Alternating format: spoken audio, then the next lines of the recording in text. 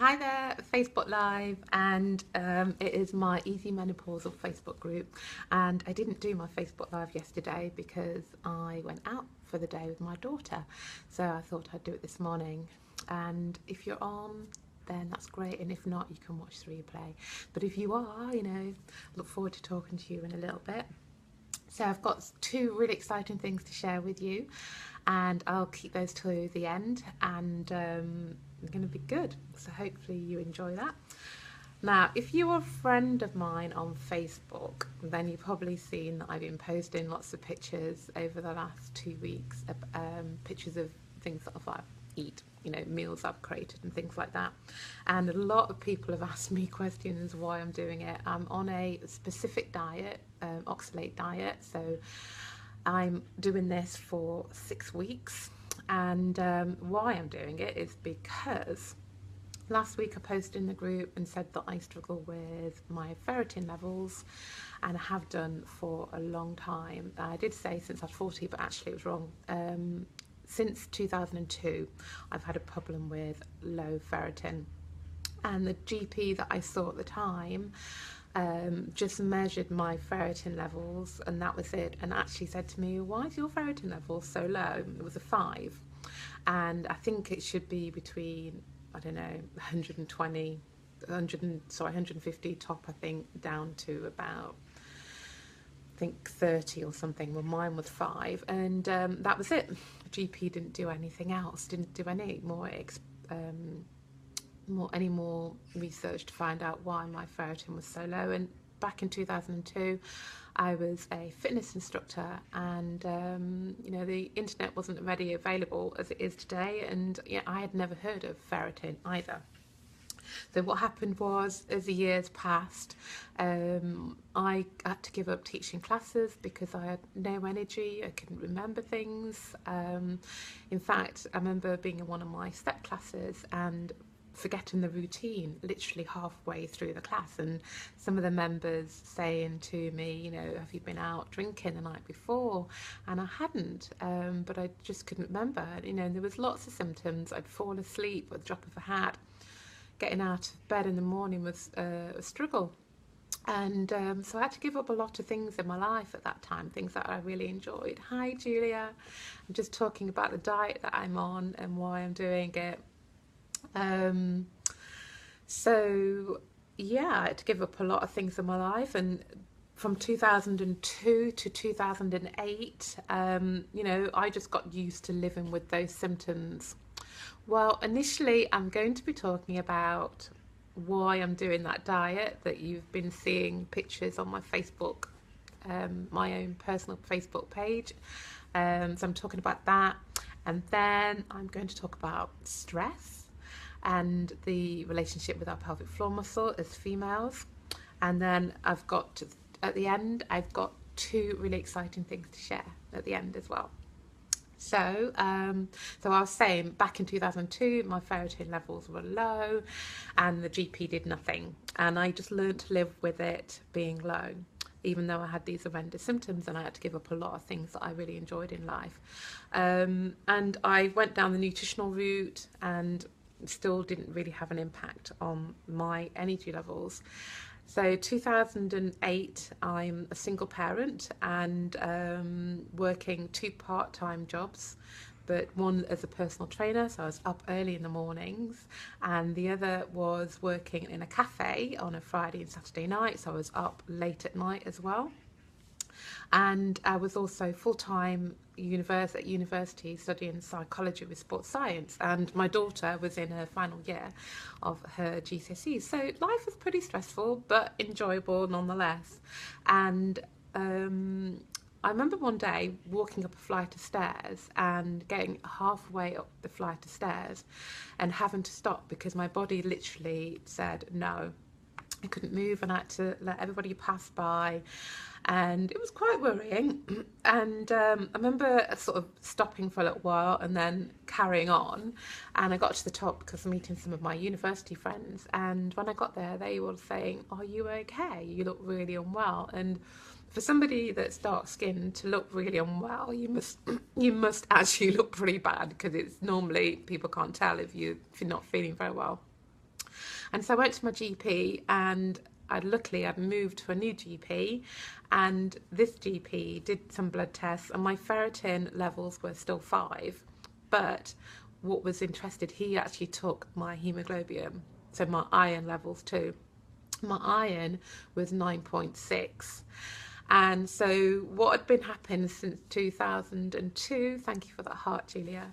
What had been happening since 2002, when I was with an old GP that didn't do any more investigations, your ferritin is your iron stores. And so if your iron levels drop, your ferritin is there to back up your iron so you don't become anemic. But what was happening over those years was that my ferritin was so depleted that I had nowhere to get any extra iron from my my hemoglobin was so depleted anyway, so there was nowhere to back it up. There was no backup. And so my symptoms just got really worse. And so it wasn't until 2008 that I actually had a doctor that paid attention to me. And this is why I really stress with my clients and with women to, go back to it, get a second referral from a GP. Don't take no for an answer. Do some research yourself. Ask questions. A lot of GP don't actually recognise that ferritin has an impact. It has similar symptoms to being anemic. So even if your iron count is within normal range, your ferritin count can be out of range, and you can have those symptoms with that. So I know, because I've lived with it for quite a long time, since 2002, but it's only since 2008 that I've actually had support with it. And I've been to see, lots of consultants at hospitals. Luckily, I was able to have some private tests too. And, there's nothing bad wrong with me. I don't have cancer or anything like that. I don't have Crohn's or colitis. So there would be the obvious reasons why somebody wouldn't absorb iron from the food. And then they said, it's got to be the fact that you're having heavy periods, and I don't. So, which was disbelief for some reason. I wouldn't say that I have heavy periods. I can't imagine what woman that wouldn't. But anyway, I am where I am today, and I have to have iron infusions, and I have them. Which doctors, what do they test? Which doctors test for it? Every GP should test for your ferritin levels, and I think most people don't know what it is. Iron store levels, that's my ferritin. So ferritin is your iron stores, and then obviously hemoglobin is your iron that's in your blood. So yeah, does that answer your question, Julia? So I would suggest that you have both tests done. Not just your iron levels, but have your iron stores, which is your ferritin levels. So I now have iron infusions because I can't take oral iron supplements. They don't agree with me at all, and so I have iron I have iron infusions, and I have them once. Okay, thanks. My sister is low in iron. She's had iron from them now. What, from the doctors? Do you mean? Yeah, so I can't take iron supplements, so I have iron infusions, and I have them maybe every 3 or 4 months, but I do monitor my iron levels regularly. More actually nowadays. I have a blood test maybe every 4 weeks to see where my ferritin levels are. My iron levels are normal. They're in normal range now because I've got a backup. My ferritin stores are good because of the intervention of an iron infusion. So that brings me to currently where I am, and whoops, phone call there. I had an organic acid test recently, which is a urine test, and that looks at it was really, really informative actually. It looks at lots of things, but in terms of why I had it was to see whether I was absorbing other minerals and vitamins in my small intestines. That was the main reasons why I had the test.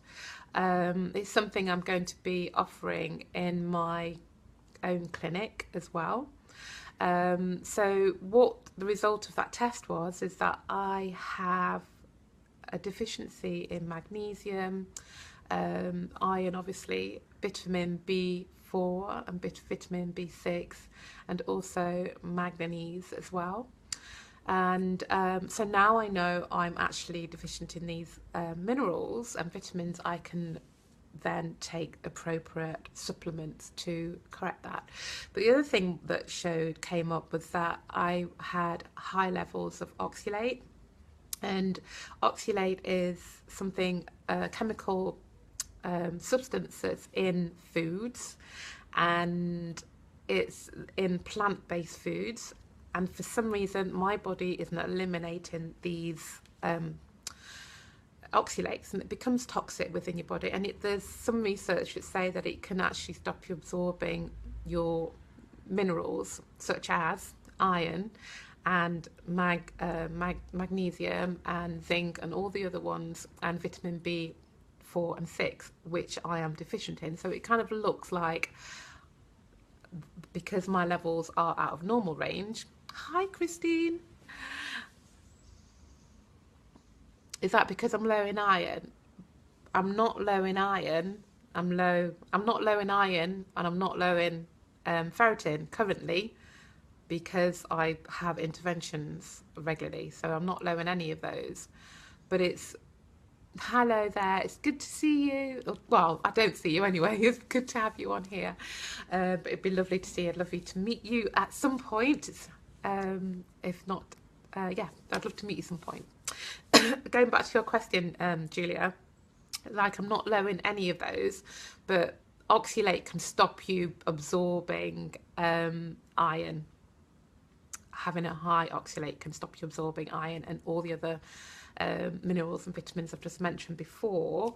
So that's why I'm on this diet for 6 weeks. And if you're friends with me on Facebook, you would see that I've been counting down from day 42.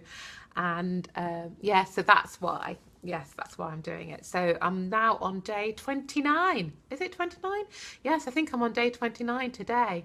I started on day 42 and I'm counting downwards, because that helps me, rather than counting from day 1 upwards would just be completely a bore. So it oxalates in so many foods.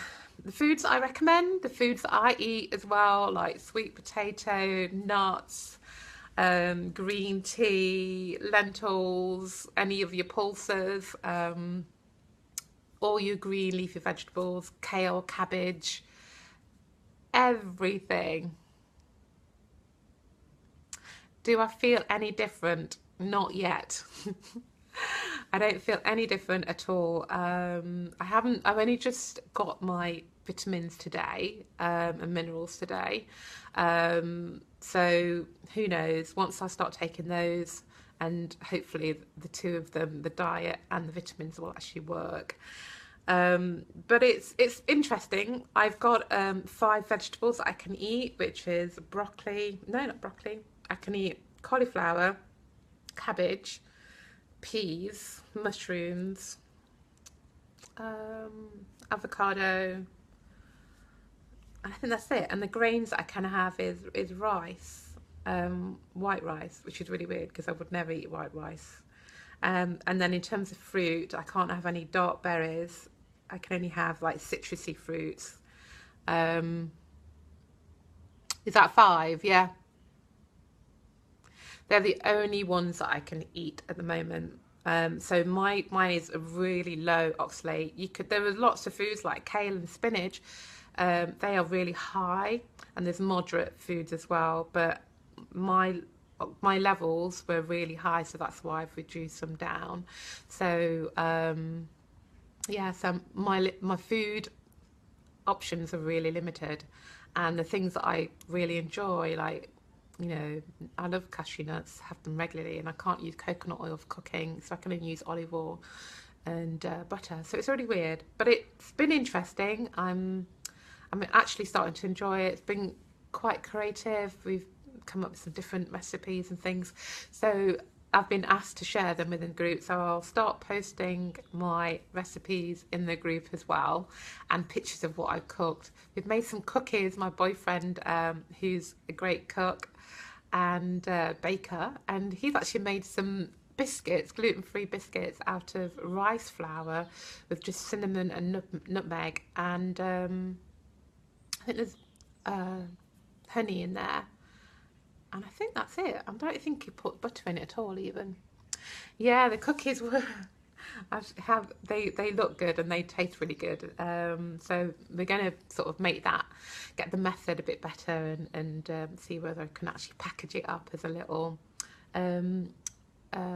blog for you as well. So it'll be out on my newsletter. So that's it. So that's why I'm on this diet. Oh, yeah. Thank you, Christine. Especially the biscuits. That's so funny. So great meals. So look, they're interesting. They're not my usual thing. It's been a challenge, but it's worth it. I think I'm going to give it a go. Well, I'm not going to give it a go. I am going to do it for the remaining of the time and see what happens when I start taking my targeted supplements as well. So that's it. Enough about me. So my title is stress is your enemy number one. Your menopause enemy number one. And oh, thank you, Julia. I'm hopeful too. You know, the NHS has tried to help me figure out why I no longer absorb iron in my diet, and I'm not losing it. I know I have periods monthly, but I'm not losing enough for it to warrant. Just lost connection there a bit. So I'm not losing enough iron or blood monthly to warrant having to have an iron infusion every 3 or 4 months. So yeah, I'm really hopeful that it does work. So thank you. So moving on to stress. Stress is menopausal enemy number one. It really is. And progesterone is our calming hormone, and it's kind of our buffer and makes us feel good, makes us feel positive and happy, able to cope with things. And so post-menopause, when we no longer have progesterone, stress is the biggest enemy. And if you can manage stress in your perimenopausal years, learn to manage stress on a daily basis, then that will really help you transition through the perimenopausal stage through to postmenopause with ease. So stress is all around us, it's everywhere. You know, it's not just the big things in life, like a loss. You know, I know how that feels. It is pretty overwhelming to experience any loss, and it is different. But what I'm talking about is those everyday stresses. You know, it could be a conversation with your line manager, or if you're a line manager, a conversation with your staff, an uncomfortable conversation. Could be an irritating family member that calls you up and instantly you feel stressed at the sight of their name popping up on your screen. It could be a letter, you know. Yes, Julia. Quite funny. It could be a bill that's come through the door, an unexpected bill that you didn't budget for. All of those, yeah. They're all stresses. They are all stresses. You know, driving down the road is stressful in rush hour. So stress is all around us. So it's how we manage the stress that has an impact on our body. Now, this week, Monday, I think I asked the question and I said, how do you manage stress? And actually no one responded. I think Belinda made a comment and that she's agreed with me. But how do you manage stress? How do you manage stress, Julia and Christine? How do you manage stress?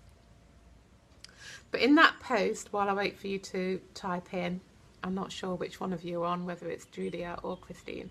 In that post, when I posted on Monday, I listed I can't remember how many, it might have been 5 things that stress has an impact on our bodies.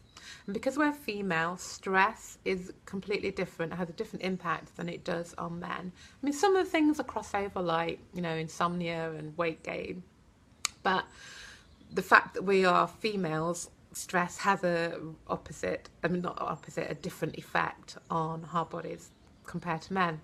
And one of them is have magnesium baths, brilliant. And you listen to my hypnotic recordings, which is good, and take a deep breath a lot, good.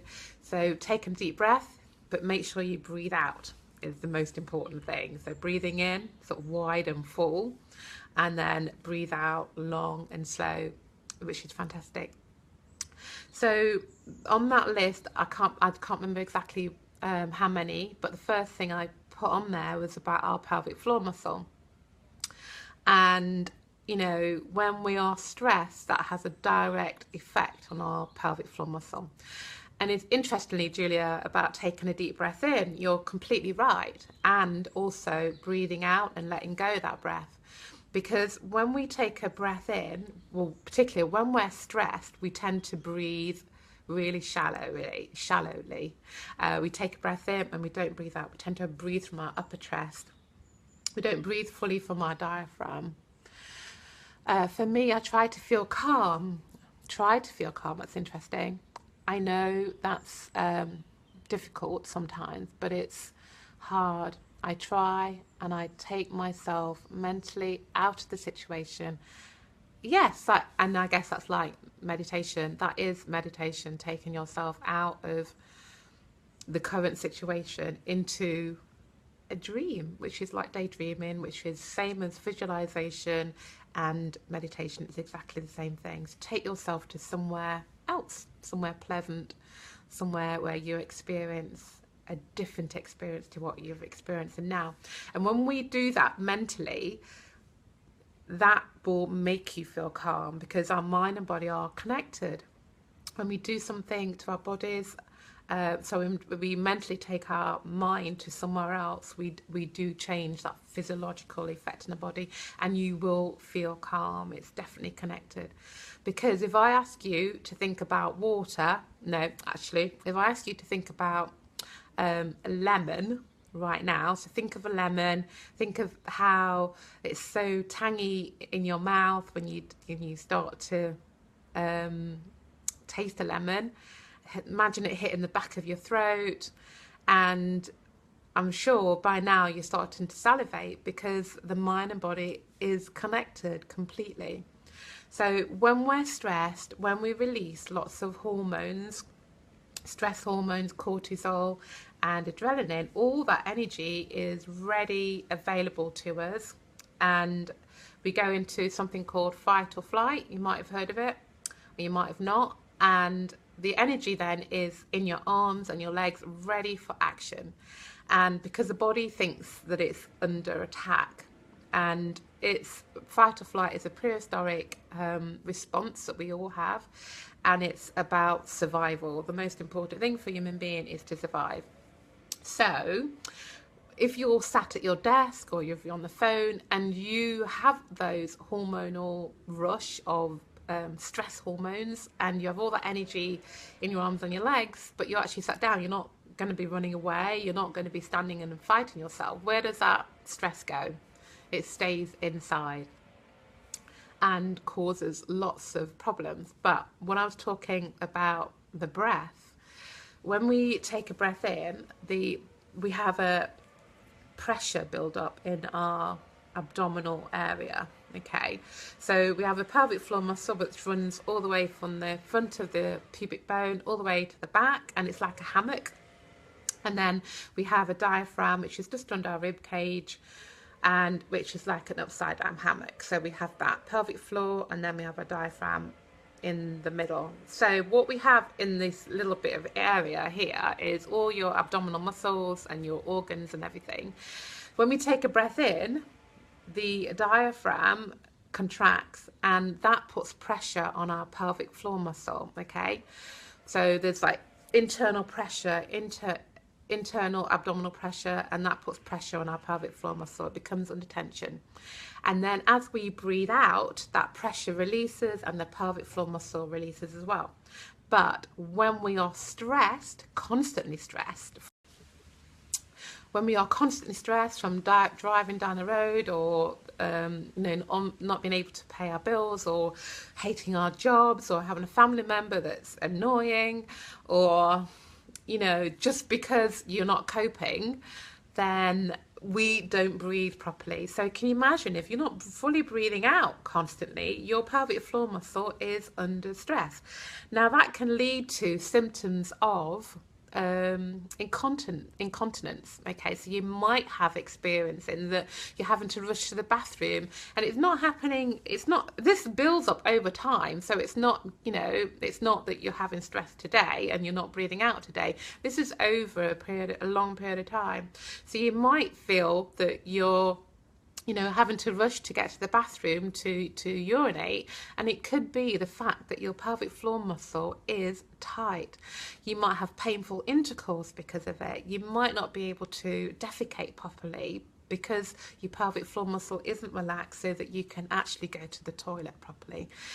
So breathing out, as Julia said, taking a deep breath in, but most importantly, breathing out regularly will help protect your pelvic floor muscle. And not only that, it will help you feel calm, because when we breathe in wide and full, so really expand your abdominal muscles. You should feel that air sort of around your sides and your back. So deep breath in, breathing wide and full all the way around through where your diaphragm is at your lower part of the rib cage. And then breathing out slowly for the count of 6. So breathe in 6 or 8. So breathe in for 4 and breathe out for the count of 6 or 8. And doing that maybe about 5 to 10 rounds of breath. And that will take you into something called the parasympathetic nervous response. And in that response, when you are in the parasympathetic nervous response, you are relaxed, you are calm. You're breathing properly, you've got more oxygen going to your brain, you can make better decisions, you're not reacting to other things that's going on in your outside world. You're completely calm on the inside. And you can't be stressed and calm at the same time. So being in parasympathetic nervous response is where you feel calm. You'll be able to digest food better, because if you're stressed, your blood supply is supplying your arms and leg ready for action. It's not wanting to digest food. So IBS, irritable bowel syndrome, can be a response of being stressed. So that is all I'm going to talk about today in terms of stress being menopausal enemy number 1. It sounds like it's going to be a blog, actually. And because we are women, and we are different to men. You're doing it right now and you feel relaxed. Wow, brilliant. It is one of the first things I teach my ladies. In fact, when I work with pregnant ladies for easy birthing, so hypnosis for childbirth, it's the first thing I teach them is to breathe properly, because it has so many wonderful benefits. So when you're doing this, Christine, make sure when you take a breath in through your nose that you expand your rib cage. So if you place your hands just on your abdomen where your diaphragm is, just feel that you should feel that expansion through your hands and your sides and your back. So you're breathing all the way around, and as you breathe out, then those muscles should flatten. And that's how we should breathe correctly. Yeah, so it really does work. And I do what I say to my clients, actually, all my clients, so whether you're pregnant or you're menopausal, is to make sure when you are breathing like that, just close your eyes and sort of totally go into yourself as well. And another tip is to maybe put it on your mobile phone as a reminder to breathe, because we get wrapped up in life, don't we? So that is my tip today about the menopause. I did say at the beginning, I actually, the other, before I move on, the other things that stress can cause, I did actually write it in the post in the morning. I will do it soon after my cuppa of lemon. Is that lemon and hot water that you're having? Brilliant, Julia. Yeah, put it in your phone. Remind yourself to breathe. I have notifications that come up every hour on my phone. And to breathe, you know, we don't breathe properly, and there's so many benefits to breathing properly. It really does have massive impacts on our ability to feel like we're coping, even if you tell yourself you're not. You're having lemon and hot water. Lovely. Great for the liver. Right, so exciting news. Okay, the first one is, you may know, I think you know, Julia, Christine, I don't think you know, that I've been co-writing a book with Henpicked. Henpicked is a online magazine. The creators are based in Nottingham, which I've been lucky enough to meet and collaborate with them as well. So we've Deborah, who's the owner of the Henpicked, just say Henpicked is an online magazine for women that are 40 plus, and it is a leading online magazine for women of that age, and it's great. Has lots of tips, really good sound advice from everything from children that are difficult to money problems, to travel, to divorce, to being single, to menopause and hormonal stuff, or late pregnancies. It's just massive. It's bigger than Net Mums and Mums Net, and it's targeted at women at 40 plus. So it's henpick.net. So, but I've been lucky enough to collaborate with them, and we've created a book with Henpicked, and also Catherine Belchambers, who's a herbalist in our group, and Catherine Pendon, who's a physiotherapist as well. And it's a book, it's called, thank you so much, it's called The Change for the Better, and it's going to be out soon. We're hoping to have it's menopause World Menopause Day on the 18th of October. Forgot, 18th of October, and we're going to have a social media mob.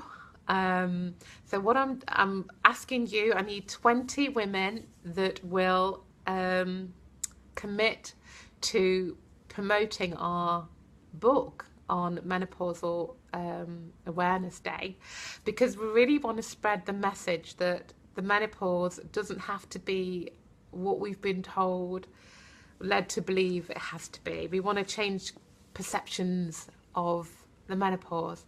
Now, the book has a natural aspect to it, but it also talks about HRT. You know, if that's your route, then that's fine.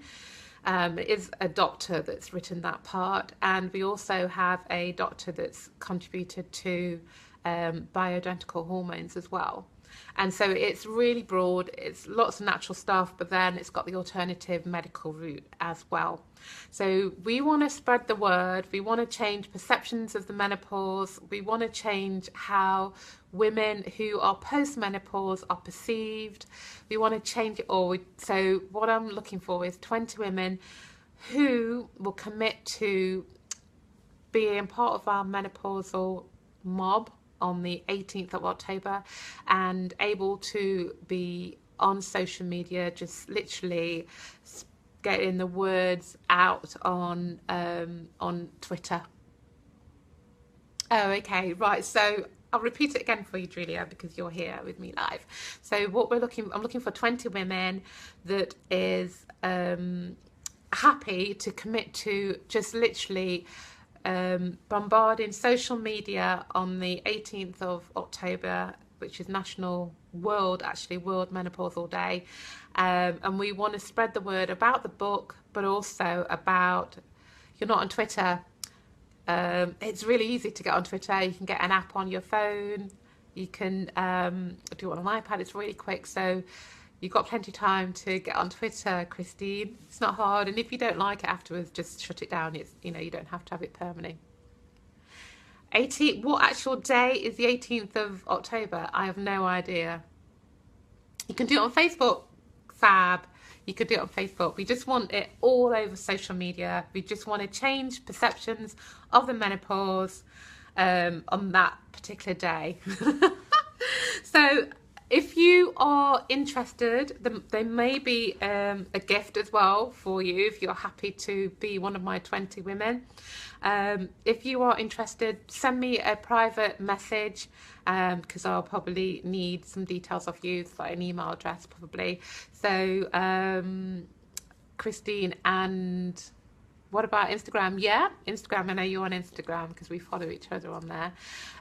So Julia and Christine, if you are happy, can I add you two as I like a gift. Yeah, everybody likes a gift, but it'd be a good one. So can I ask you two, are you in? Are you my two? And then I've only got 18 other women to ask. Can I ask you two, are you on board with me? Are you going to be my two? Can I? Yes. Yes, thank you so much. Brilliant. Thank you, Julia and Christine, for being part of this. It's going to be amazing. Just imagine, it's like menopause is going to hit social media. It could be, Julia. It could actually be a copy of the book. It could be, but I can't say right now. So thank you so much. So that's number one, exciting news number one. Exciting news number two is that my online easy menopause 14-day challenge is ready. It's going to go out in my newsletter this Saturday, and then I'll post it on social media as from next week. So if you're already part of my newsletter feeds, then you'll get it this Saturday, and then it'll be next week when I launch it on social media. So it's 14-day clean eating challenge, and it's going to be really exciting. I know how much. It's free. It's a 14-day challenge. It's free. You get access to my membership site, and there's 5 videos with other challenges as well. You get 100 recipes and a 14-day meal plan, and then you can post pictures of what you're eating in our Facebook group. So the Easy Menopause Facebook group. So that's really excited about that as well. So thank you. Yeah, so that's it really. Hello Sarah, good to see you. It's been good today. I've really enjoyed having you guys on here. So that's really good. So just to recap, just to finish off. Oh, thank you, Christine. Just to finish off then, so why I'm posting pictures of foods, and I'll start posting them in our Facebook group because a few people have asked me, and why I'm doing that low oxalate diet, and then stress, how that has a massive impact on our hormones. And one tip of how to reduce that is to take breath in and breathe out. And then the exciting news is what I wanted to share with you was I'm looking for 20 women that's ready to bombard social media on World Menopause Day, which is the 18th of October, and promoting our book, which is called A Change for the Better. So exciting. And then also, finally, that my 14-day program's coming out as well, and I'll be sharing that with you next week. Yes, get on with some work now then, Julia. All right, everybody. Women's health rock. It does, and it's such an important thing to me, you know, because we are different to men physically and emotionally because of our hormones. And I really want to spread this message out, you know, invite as many people to our group. Let's change the perceptions of menopause. It really doesn't have to be the stories what we've heard. It can be different. It can be a time of joy and laughter, but we just need to change. So I'll see you next week. All right. So I'm thinking I quite like doing it in the day. What do you think? Let me know whether it's daytime or tea time. Tea time might not be so good for some people. But anyway, thank you so much for joining me today, Julia, Christine and Sarah. Take care. Bye.